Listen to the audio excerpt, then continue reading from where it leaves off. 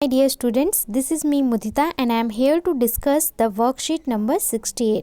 तो आज हम वर्कशीट 68 करने वाले हैं विज्ञान की, और ये वर्कशीट आपको 16 दिसंबर 2020 के लिए दी गई है। कार्य तथा ऊर्जा में हम आज पढ़ेंगे स्थितिज ऊर्जा के बारे में। आपको पता है कि जो ऊर्जा होती है दो प्रकार की होती है, ठीक है, गतिज और स्थितिज। तो यहाँ हम स्थितिज ऊर्जा को विशेष रूप से पढ़ेंगे। ज्ञान पूछ रहे हैं, जिज्ञासा दीदी, एक खींचे हुए रबड़ या धनुष की खींची हुई डोरी में किस प्रकार की ऊर्जा होती है। जैसे आपने भी देखा होगा, रबड़ बैंड जो बालों में लगाते हैं या और भी कोई इलास्टिक रबड़ जब उसे खींचते हैं या धनुष को खींचते हैं तो उसमें कौन सी ऊर्जा होती है, ये जानना चाहते हैं ज्ञान। जिज्ञासा कह रही है, ज्ञान, इनमें एक अलग प्रकार की ऊर्जा होती है जिसे स्थितिज ऊर्जा कहते हैं। जैसे कि हम जो डोरी खींचते हैं या धनुष बाण जैसे कि इसमें खींचा हुआ है, तो वो कह रही हैं इसमें कौन सी ऊर्जा होती है, स्थितिज ऊर्जा होती है। किसी वस्तु में उसकी आकृति या स्थिति के कारण उपस्थित ऊर्जा को स्थितिज ऊर्जा कहते हैं। जब भी किसी वस्तु के आकार में परिवर्तन होता है, ठीक है, उसकी शेप में चेंज आती है, तो उसमें कौन सी ऊर्जा होती है, स्थितिज। धनुष की डोरी को खींचने पर हमारे शरीर की पेशीय ऊर्जा धनुष की डोरी में स्थितिज ऊर्जा के रूप में स्थानांतरित हो जाती है। आप उस पर एक बल लगाओगे, आपके शरीर का जो पेशीय बल है वो स्थितिज ऊर्जा को में बदल जाता है, ठीक है। तीर को छोड़ने पर ऊर्जा गतिज ऊर्जा में बदल जाती है। जब तक आप खींच के रखते हो तब तक इसमें क्या है, स्थितिज ऊर्जा है, ठीक है। इसके पोजीशन, इसके आकार में परिवर्तन है, और जैसे ही बाण चला देते हो, बाण चल जाता है तो उसमें एक गति आ जाती है, और तब उसमें कौन सी ऊर्जा होती है, तब उसमें गतिज ऊर्जा आ जाती है, और मनुष्य और धनुष अपनी सामान्य स्थिति में वापस आ जाता है। तो जब खींच के रखेंगे तब उसमें कौन सी ऊर्जा होगी, स्थितिज, और जब बाण छोड़ देंगे तब कौन सी ऊर्जा होगी, गतिज। अब इसका देखते हैं कि जो स्थितिज ऊर्जा है इसका फॉर्मूला कैसे बना है, या इसका हम किस तरीके से इसका फॉर्मूला बना है उसे समझेंगे। किसी ऊंचाई पर वस्तु की स्थितिज ऊर्जा, मतलब कोई वस्तु अगर एक ऊंचाई पे है तो उस पर स्थितिज ऊर्जा कैसी होती है वो पढ़ रहे हैं। किसी वस्तु को ऊंचाई पर ले जाने पर उसकी स्थितिज ऊर्जा बढ़ जाती है। जैसे जैसे आपकी ऊंचाई बढ़ेगी वैसे वैसे उसकी स्थितिज ऊर्जा भी बढ़ेगी, क्योंकि ऊंचाई बढ़ने के लिए गुरुत्वाकर्षण बल के विपरीत कार्य किया जाता है। आपने गुरुत्वाकर्षण में पढ़ा था कि कोई भी वस्तु पृथ्वी पर मौजूद है या कहीं पे भी है, उस पर एक बल लगता है जो गुरुत्वाकर्षण बल है, जो हर चीज़ को नीचे की ओर खींचता है। वहीं अगर हम ऊपर की ओर किसी चीज़ को ले जाते हैं तो वो गुरुत्वाकर्षण के विपरीत दिशा में होता है। तो ऐसी स्थिति में स्थितिज ऊर्जा बढ़ती जाती है, और इसे गुरुत्वाकर्षण स्थितिज ऊर्जा भी कहते हैं। अब हम मान लेते हैं कि किसी वस्तु का द्रव्यमान क्या है, m है, ठीक है, और उसकी ऊंचाई क्या है, h है। तो वस्तु में उठने वाला न्यूनतम बल कितना होगा, mg के बराबर। किसी भी वस्तु में हम बोलते हैं कि न्यूनतम बल उस पर कितना लग रहा है, mg, उसका द्रव्यमान इंटू गुरुत्वाकर्षण, ठीक है। तो किसी वस्तु पर उसकी स्थितिज ऊर्जा के बराबर होगा। वस्तु में किया गया कार्य कितना होता है, W, work is equal to W होता है, और W किसके बराबर होता है, बल इंटू विस्थापन। बल मतलब फोर्स F, और विस्थापन मतलब डिस्प्लेसमेंट यानी कि S। W कितना होता है, F इंटू S होता है। तो अगर F हमारा है mg के बराबर, तो वहीं भी लिख दिया W equal to mg into H। और हमें पता है कि जो वर्क है, कार्य है, वो ऊर्जा के बराबर है। कार्य और ऊर्जा एक दूसरे के बराबर होते हैं, तो यहाँ पे हम लिख सकते हैं EP इक्वल टू mgh, ठीक है। EP मतलब स्थितिज ऊर्जा, या फिर इसे PE पोटेंशियल एनर्जी यानी स्थितिज ऊर्जा ऐसे भी लिखते हैं। तो इसका फॉर्मूला क्या आ गया, mgh।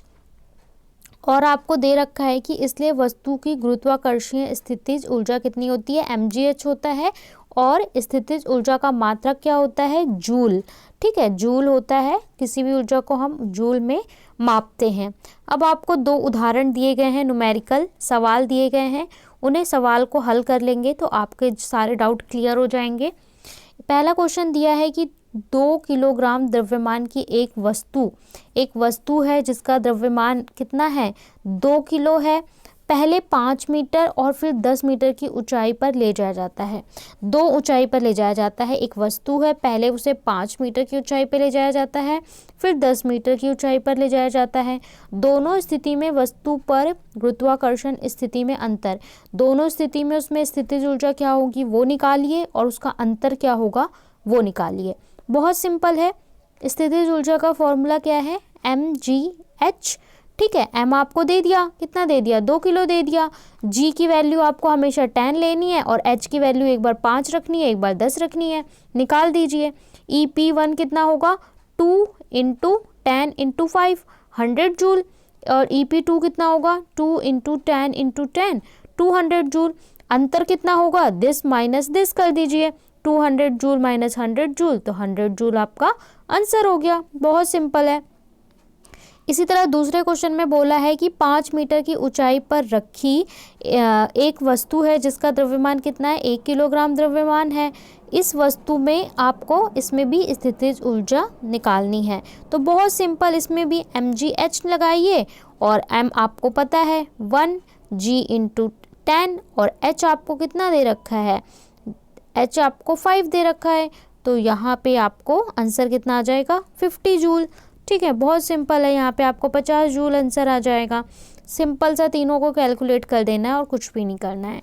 ठीक है, 1 × 10 × 5 50। किसी वस्तु की स्थितिज ऊर्जा केवल उसकी ऊंचाई पर ही नहीं निर्भर करती बल्कि उसकी स्थिति के पाथ से ऊंचाई पर इसका मतलब ये है कि ऊंचाई जितनी ज़्यादा होगी उतनी स्थितिज ऊर्जा ज़्यादा होगी। ये इस बात पे डिपेंड नहीं करता कि उसका पाथ क्या है।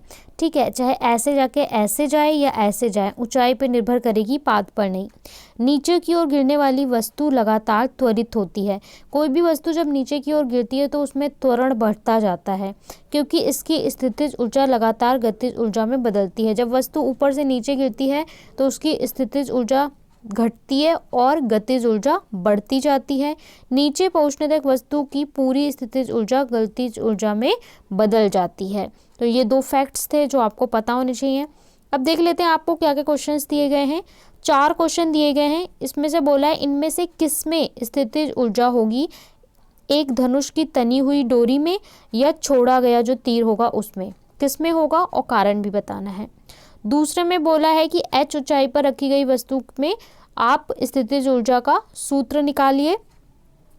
तीसरे में आपको एक सवाल हल करना है और चौथे में बोला है किसी वस्तु में स्थितिज ऊर्जा के 3 उदाहरण लिखिए। सॉल्यूशन हम डिस्कस करें उससे पहले आपके लिए कोविड के लिए उचित संदर्भ में मैसेज है कि आपको मास्क पहनना है। ठीक है, और कोविड से फाइट करने के लिए। चलिए सॉल्यूशन देख लेते हैं।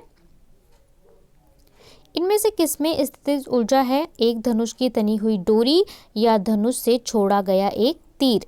तो एक धनुष की तनी हुई डोरी में स्थितिज ऊर्जा है क्योंकि धनुष की डोरी को खींचने पर हमारे शरीर की पेशीय ऊर्जा धनुष की डोरी में स्थितिज ऊर्जा के रूप में स्थानांतरित हो जाती हैं।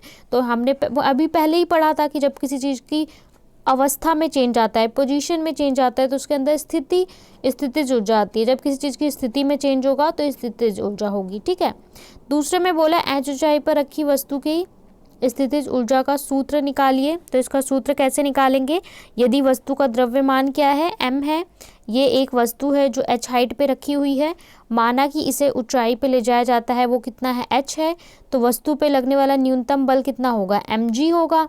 यहाँ पे w कितना होगा, बल इंटू विस्थापन, बल के जगह पे हमने लिख दिया mg और विस्थापन कितना है, h है। तो यहाँ तक गुरुत्वाकर्षण स्थितिज ऊर्जा क्या हो जाएगा, mgh। तो ये आपका फॉर्मूला सूत्र निकल गया। आंसर आपका 2 हो गया। स्क्रीनशॉट ले सकते हैं, वरना सारे सॉल्यूशन मैं टेलीग्राम पे ऑलरेडी आपके लिए प्रोवाइड कर देती हूँ।